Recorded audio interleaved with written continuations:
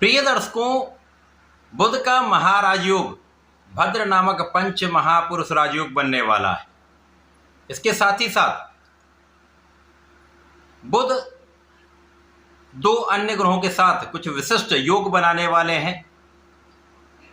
बुध के इस महायोगों का तथा बुध के राशि परिवर्तन का कुछ बहुत ही विशेष प्रभाव प्राप्त होने वाला है। जय श्री गणेश। नमस्कार, मैं आचार्य संजय द्विवेदी। मेरे समस्त प्रबुद्ध दर्शकों का मेरे चैनल पर हार्दिक स्वागत है। प्रिय दर्शकों, आज मैं बुध के राशि परिवर्तन प्रभाव का कर्क राशि के जातकों पर किस प्रकार का प्रभाव प्राप्त होने वाला है, बुध के इस राशि परिवर्तन से कर्क राशि के जीवन में क्या परिवर्तन आएगा, कितना बड़ा लाभ आपको प्राप्त हो सकता है अथवा कहीं पर समस्या है, कोई अवरोध है तो उसका क्या निराकरण, संपूर्ण विश्लेषण मैं पूर्ण तर्क के साथ करने जा रहा हूं। प्रिय दर्शकों, इस राशिफल को आप अपने लग्न तथा राशि दोनों के अनुसार देख सकते हैं। कर्क राशि चंद्रमा की राशि है। चंद्रमा और बुध का मित्रवत भाव नहीं है और चंद्रमा की राशि के लिए बुध बहुत बड़ा सपोर्ट भी नहीं करते। यदि यहां पर हम स्थितियों का अवलोकन करें तो जो बुध हैं वो ऐसे ग्रह हैं जिनका इस जगत के समस्त कार्य क्षेत्रों में संपूर्ण प्रभाव है। इसी के साथ साथ बुध का अतिशीघ्र अपना समस्त प्रभाव देने का गुण है। ये क्विक रिस्पॉन्स प्लैनेट है। ये जिस स्थिति में होंगे उसका संपूर्ण परिणाम अतिशीघ्र प्रदान कर देते हैं।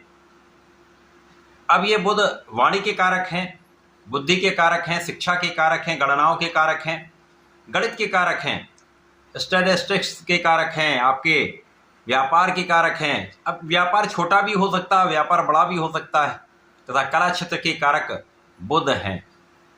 तो बुध का ऐसा प्रभाव है जो समस्त क्षेत्रों में होता है और बुध का परिवर्तन इसीलिए अत्यंत महत्वपूर्ण भी होता है। 29 मई को जब बुध अपनी राशि का परिवर्तन कर रहे हैं तो ये स्वयं की राशि मिथुन राशि में पहुंच रहे हैं। स्वयं की राशि में जब भी कोई ग्रह आता है तो उस ग्रह का प्रभाव कई गुना बढ़ जाता है। तो यहाँ बुध पंच महापुरुष राजयोग भद्र योग का निर्माण कर रहे हैं, जिसके कारण बुध के प्रभाव में कई सौ गुना वृद्धि हो जाएगी। बुध का प्रभाव, क्षमता, इनका कार्यकत्व कई सौ गुना प्रबल हो जाएगा। निश्चित रूप से अत्यंत महत्वपूर्ण है। प्रिय दर्शकों, पंच महापुरुष राजयोग भद्र योग ऐसा योग है जो आपकी गणनाओं से, आपके बुद्धि बल से, आपके वाणी के प्रभाव से, आपकी क्षमता से, आपके ज्ञान से, आपकी शिक्षा से, व्यापारिक गुण से, कला क्षेत्र के ज्ञान से सर्वाधिक लाभ, सर्वाधिक सुख, सर्वाधिक धन प्रदान करता है। अब इसके साथ ही साथ बुध भद्र योग में भी होंगे और यहाँ पर दो अन्य ग्रहों का साथ मिल जाएगा, जहां पर गुरुदेव बृहस्पति का साथ मिलेगा तथा शुक्राचार्य का महायोग बनेगा। कर्क राशि के लिए ये जो योग बन रहा है वो 12वें भाव में बन रहा है। द्वादश भाव जो त्रिक भाव है, यहाँ पर समस्त ग्रहों का प्रभाव निर्बल होता है। अब बुध तो निश्चित रूप से यहाँ पर निर्बल होंगे। शुक्र का यहाँ पर विशेष प्रभाव प्राप्त होगा क्योंकि उनको कार्यकत्व प्राप्त है। 12वें भाव में शुक्राचार्य महालाभ देते हैं और गुरुदेव यहाँ पर यदि हम अवलोकन करें तो भाग्य के स्वामी होकर गोचर करेंगे, लेकिन कुछ निर्बल होंगे परंतु विपरीत राजयोग में होंगे, जिसके कारण कुछ विशेष प्रभाव प्राप्त होगा। इस समय में निश्चित रूप से कर्क राशि के जातक तो कुशाग्र तो होंगे, गणनाएं अच्छी होंगी, लेकिन यदि यहाँ पर जल्दीबाजी में कुछ कार्य किया, बिना सोचे विचारे कुछ कार्य किया तो यहाँ पर पछताना भी पड़ सकता है। विशेष रूप से अपनी वाणी का ध्यान रखें। वाणी की कठोरता या वाणी का दूषित प्रभाव आपको समस्या दे सकता है। इस समय में कुछ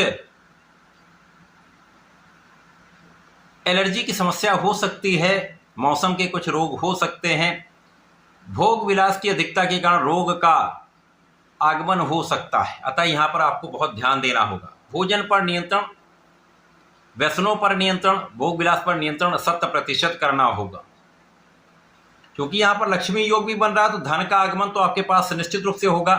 देश विदेश से जुड़कर, देश विदेश में रहकर, देश विदेश से संबंधित होकर व्यापार में, प्रोफेशन में अच्छा लाभ आप प्राप्त करेंगे। यदि कला क्षेत्र में तो देश विदेश में परफॉर्म करके आप अच्छा धन प्राप्ति करेंगे। यहाँ पर कोई बड़ी समस्या नहीं आएगी, लेकिन यहाँ पर आपको ध्यान रखना है कि कहीं पर किसी ऐसे विवाद में ना पड़े जिसके कारण आपको कानूनी समस्याओं का सामना करना पड़ जाए। जिसके कारण आपको कुछ कष्ट हो जाए, कुछ धन व्यय हो जाए। लेकिन इस समय में जो जातक नौकरी के लिए प्रयास कर रहे हैं उनका काम तो अवश्य बनेगा, उनको अच्छे अवसर मिल सकते हैं। जो जातक विदेश में रहकर कार्य करना चाहते हैं, विदेश जाकर नौकरी करना चाहते हैं, उनको ये अवसर अवश्य प्राप्त होगा। जो व्यापारी गण हैं उनकी देश विदेश की यात्राएं हो सकती हैं, उन यात्राओं से आपको लाभ अवश्य प्राप्त होगा। लेकिन यहाँ पर यह भी है, इन यात्राओं की अधिकता से शारीरिक कष्ट भी हो सकता है, अथवा कुछ यात्राएं ऐसी हो सकती है जिनमें आपका काम ना बने, कम लाभ प्राप्त हो, जो आपके लिए मानसिक तनाव देने का कारण बन सकता है। तो ध्यान दे के काम करेंगे, विवेकपूर्ण निर्णय लेंगे, सोच विचार कर निर्णय लेंगे तो समस्याएं कम से कम होंगी। लेकिन इस समय में आपके शत्रुओं का पराभव होगा। यद्यपि छोटे मोटे रोग होंगे लेकिन बड़े रोगों की संभावना कम से कम है। और इस समय आपकी कानूनी समस्याओं में आपकी विजय 100% होगी। ये एक ऐसा समय जब आप धन का अच्छा लाभ लेकर कुछ सुख संसाधनों को बढ़ाने में अपने धन का व्यय कर सकते हैं। धन वृद्धि आपके सुखों में वृद्धि का योग बनाने वाला है। माता के सुखों में विशेष रूप से वृद्धि हो रही है। यहां पर आपके सुख संसाधन बढ़ेंगे लेकिन आप सुखों का उतना उपभोग स्वयं नहीं कर पाए। आप घर परिवार के लिए तो सुख समृद्धि अर्जित कर सकते हैं लेकिन स्वयं के लिए उतना आप लाभ नहीं ले पाए। यहां पर अपने भोजन पर आपको नियंत्रण करके चलना चाहिए, योगा प्राणायाम करना चाहिए, व्यायाम करना चाहिए, तो बहुत कुछ समस्याएं यहां पर निस्तारित होती जाएंगी, स्वास्थ्य समस्याएं कम से कम होंगी।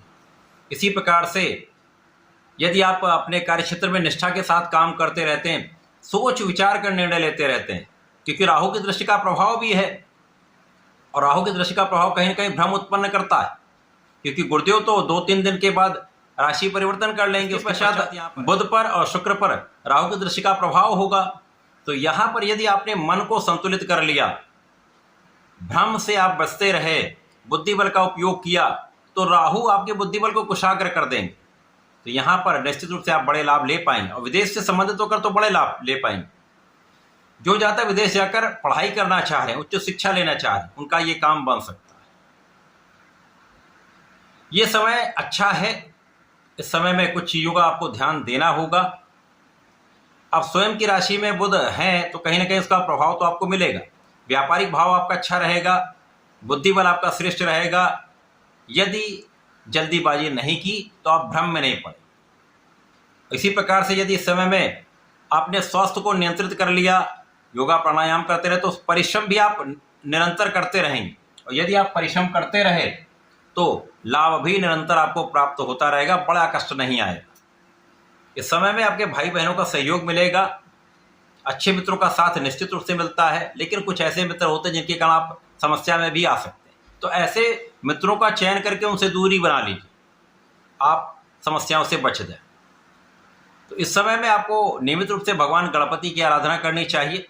ओम गंगणपतये नमः का जप करेंगे तो आपका मानसिक बल श्रेष्ठ होगा, शारीरिक कष्ट कम होगा, आपका अपने मन पर, अपने बुद्धि पर पूर्ण नियंत्रण होगा। तथा इस समय भगवान भोलेनाथ पर जलार्चन करेंगे। प्रत्येक सोमवार को यदि आप जलार्चन करते हैं, गंगा जल से अभिषेक करते हैं, तो निश्चित रूप से ये समय आपको श्रेष्ठ मनोबल देगा, श्रेष्ठ लाभ देगा।